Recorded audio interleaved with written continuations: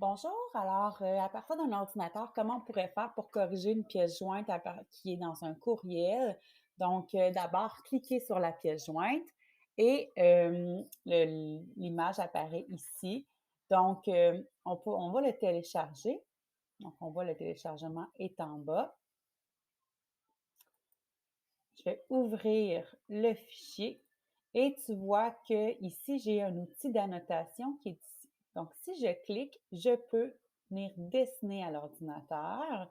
Donc, j'ai mes outils qui sont faits ici, donc automatiquement. C'est certain que là, à l'ordinateur, on est avec la souris, donc c'est peut-être pas aussi évident que sur le iPad. Moi, je conseille vraiment d'utiliser le iPad si on y a accès. Mais si on n'y a pas accès puis que c'est à l'ordinateur, mais c'est une façon de faire. Une fois qu'on a terminé les annotations, ça serait de cliquer sur enregistrer la copie tout simplement.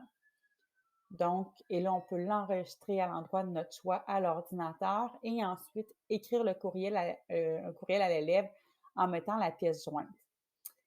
Je vais annuler de mon côté. Ce qui pourrait être fait également, ce serait de tout simplement ouvrir le devoir de l'élève, le mettre en plein écran et venir expliquer à l'aide de Screencastify. Tu vois, il y a des outils ici. Donc, je pourrais annoter directement avec Screencastify, mais là, ce serait vraiment une correction vidéo qui serait faite pour les élèves. Donc, ça dépend de notre intention, là. Si on veut une vidéo ou vraiment un format papier. Donc, ce serait les deux options qu'on aurait à l'ordinateur. Et tu vois, quand je clique sur plein écran, là, mes outils d'annotation disparaissent. Alors, j'avais dit plein écran, mais c'est peut-être pas l'idéal. Et là, il faut savoir que les annotations que je fais à l'aide de Screencastify là, ne restent pas dans la copie, donc ne seront pas enregistrées. Si je clique sur X ensuite du courriel et que je l'ouvre à nouveau, tu vois que l'annotation n'est pas là. Dans le fond, c'est comme si j'annotais l'écran de mon ordinateur.